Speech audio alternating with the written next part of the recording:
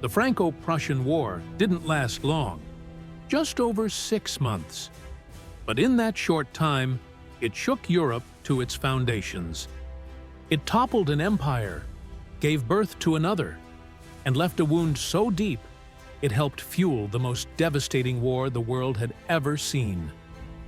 If you want to understand why the 20th century became so violent, this is where you start.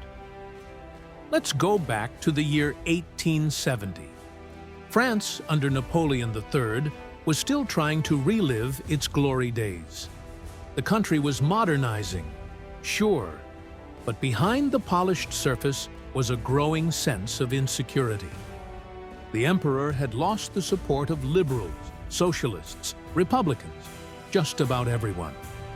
He needed a distraction, a show of strength, something to unite the people. And across the Rhine, in the rising Kingdom of Prussia, Otto von Bismarck was playing a much larger game. Bismarck was the puppet master, cold, brilliant, calculating. He had already beaten Denmark. He had already humbled Austria. Now, he had his eyes on something bigger, unifying all the German-speaking states into a single empire, under Prussian rule. But to do that, he needed a common enemy. Enter Spain. Yes, Spain. In 1868, the Spanish throne suddenly became vacant. Their government offered the crown to a distant cousin of King Wilhelm of Prussia, a man named Leopold, from the Hohenzollern family. France lost its mind. A Hohenzollern on the Spanish throne? That would mean Prussia to the east, Spain to the southwest, both under the same dynasty. France would be surrounded. Napoleon III demanded that Wilhelm make a promise. No Hohenzollern would ever rule Spain. Wilhelm politely refused. That should have been the end of it. But then came the Ems Dispatch. Wilhelm had a conversation with the French ambassador and sent a short telegram back to Bismarck summarizing the meeting. Bismarck took that message, edited it down, and published it in a way that made it look like Wilhelm had insulted the French ambassador. In Paris, the public exploded. Cries of honor, dignity, and revenge filled the streets. The government, feeling cornered, declared war on Prussia on July 19, 1870. That's exactly what Bismarck wanted, because now the southern German states, Bavaria, Württemberg, Baden, states that had been cautious about uniting with Prussia, rallied to defend the German cause. France walked straight into the trap. On paper, France had one of the best armies in Europe. They had better rifles, more experience in colonial wars, and the memory of Napoleon Bonaparte still gave them swagger. But in practice, French military was a mess. Mobilization was chaotic. The generals didn't trust each other, supplies were poorly managed, and their war plans were outdated. Prussia, on the other hand, had the advantage of a well-organized general staff, lightning-fast railroads for troop movement, and a system of conscription that allowed them to field a huge army in days. While France scrambled to mobilize, Prussia was already on the move.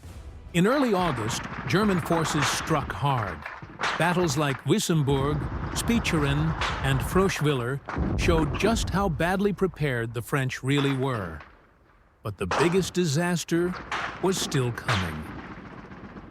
In early September, the French army under Marshal MacMahon, along with Napoleon III himself, marched to the town of Sedan, trying to relieve another French force trapped in Metz. It was a trap.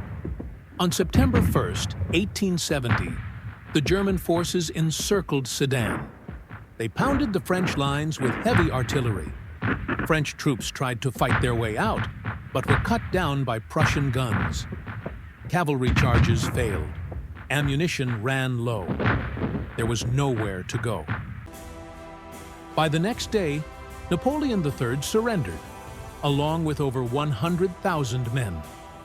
It was one of the most humiliating defeats in modern French history. The Second Empire collapsed on the spot. Back in Paris, angry crowds overthrew the emperor and declared a new government, the Third Republic. But even with their emperor gone, the French refused to surrender. German troops advanced on Paris, surrounding it by mid-September. The siege of Paris lasted over 4 months. There were no supply lines, no reinforcements. The people starved. They ate horses, dogs, rats, even zoo animals. Balloons carried messages over the German lines. Pigeons brought news back. Paris resisted with everything it had, but it wasn't enough. Outside the city, French forces tried to regroup. New armies were formed. The Armée de la Loire won a few scattered victories, but they couldn't stop the German advance. Meanwhile, Bismarck was preparing something symbolic, something permanent. On January 18, 1871, inside the Hall of Mirrors at the Palace of Versailles, a place built to glorify the French monarchy, Wilhelm of Prussia was crowned Kaiser Wilhelm I of the new German Empire. Germany had been unified, not through diplomacy, not through peace, but through war, and through the humiliation of its greatest rival. 2 weeks later, Paris surrendered. The war was over, but the consequences had just begun. France was forced to sign the Treaty of Frankfurt in May of 1871. The terms were brutal. They had to pay a war indemnity of 5 billion francs, a fortune at the time. Parts of France would remain under German occupation until it was paid.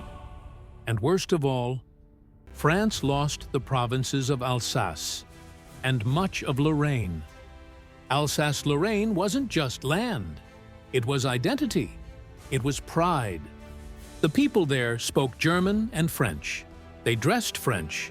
They thought of themselves as French. And now, they were German citizens, whether they wanted to be or not. This cut France to the core. School children were taught to remember the lost provinces. Statues in towns and villages wept for Alsace and Lorraine. The word revanche, revenge, became a national obsession. And Germany? Germany was now a powerful empire. Its unification under Prussia changed the balance of power in Europe. Bismarck knew what he had done, and he feared what might come next. So he spent the rest of his career building alliances to keep France isolated. He struck deals with Austria-Hungary, then with Russia. He tried to keep Britain friendly. He wanted peace, now that Germany had what it wanted. But when Bismarck was forced to resign in 1890, everything began to unravel. His successor, Kaiser Wilhelm II, wasn't a diplomat. He wanted Germany to take its place in the sun. He pushed for a larger navy. He challenged Britain. He let the Russian alliance fall apart. And in doing so, he gave France the space it needed. France formed an alliance with Russia, then an understanding with Britain. By the early 1900s, Europe was divided into 2 massive alliance systems. On one side, Germany, Austria, Hungary, and Italy. On the other, France, Russia, and Britain. Any spark, any crisis, could pull every country in. And the resentment left behind by the Franco-Prussian War. That was no small thing. It was still alive, still simmering. When Archduke Franz Ferdinand was assassinated in 1914, the machinery of alliances pulled each nation into a war they thought would be fast, like 1870. But it wasn't. France went in determined to reclaim Alsace-Lorraine. Germany went in confident it would crush France again. They all thought they knew how this war would go. They didn't. The Franco-Prussian War was short, but its consequences were enormous. It created modern Germany. It broke an empire. And it set Europe on a path that led to the trenches, the gas, the tanks, and to millions of dead. Wars don't begin in a vacuum. They begin in memory, in fear, and in unfinished business. And in many ways, the First World War began right here, in the ashes of 1871. Please consider subscribing to our growing channel to never miss a video as we dive into the wars and history of our dynamic world. Drop a comment, ring the bell, and like this video. It really helps us out.